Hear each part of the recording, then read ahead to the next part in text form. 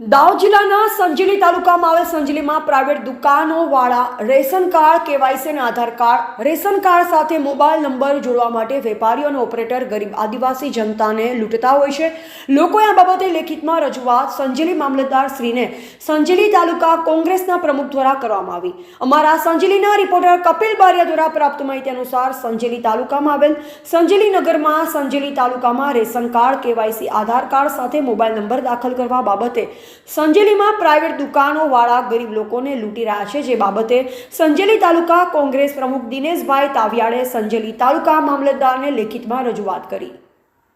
તાલુકા પંચાયતમાં મીટિંગ કરી જણાવવા આવેલ કે દરેક ગામમાં ગ્રામ પંચાયત સ્થળે કેવાયસી આધાર કાર્ડ સાથે લિંક મોબાઈલ નંબર જોડવા તમામ પ્રકારની કામગીરી કરવામાં આવશે, પણ કોઈ પણ પ્રકારની કામગીરી કરવામાં આવતી નથી અને તાલુકા પંચાયત આગળ સંતરામપુર રોડ પર પ્રાઇવેટ દુકાનોવાળા રૂપિયા 250 થી 300 સુધીના નાણાં લઈને રેશન કાર્ડ કેવાયસી સાથે આધાર કાર્ડ રેશન કાર્ડ સાથે મોબાઈલ નંબર લિંક જોડાણ કરી આપતા હોય છે।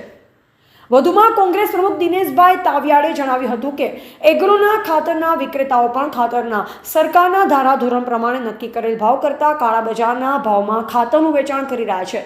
તો આવા ખાતરના ડેપો લાયસન્સવાળા કેટલા છે અને લાયસન્સ વગરના કેટલા છે તે લગતા વળગતા અધિકારી તપાસ કરે તો સત્ય હકીકત બહાર આવે અને આ તપાસ જલ્દી કરી તપાસ હાથ ધરવામાં આવે તેવી રજૂઆત મામલતદારશ્રીને કરવામાં આવી। રિપોર્ટર કપિલ બારિયા, સંજેલી।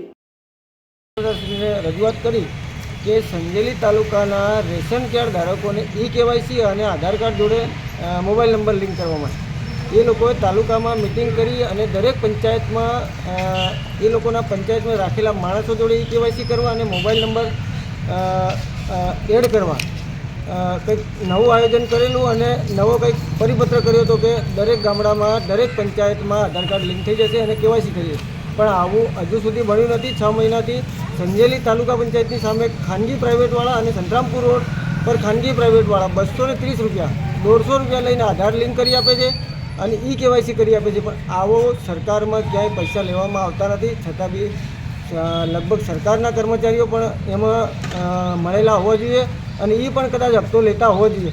એટલે આવું તપાસ થવી જોઈએ અને દરેક પંચાયતમાં અને દરેક ગામમાં સરકારી દુકાન પર કેવાયસી થાય એવી મારી રજૂઆત છે। બીજો મુદ્દો કયો હતો? 50 120 કેમ પહેલા બેન?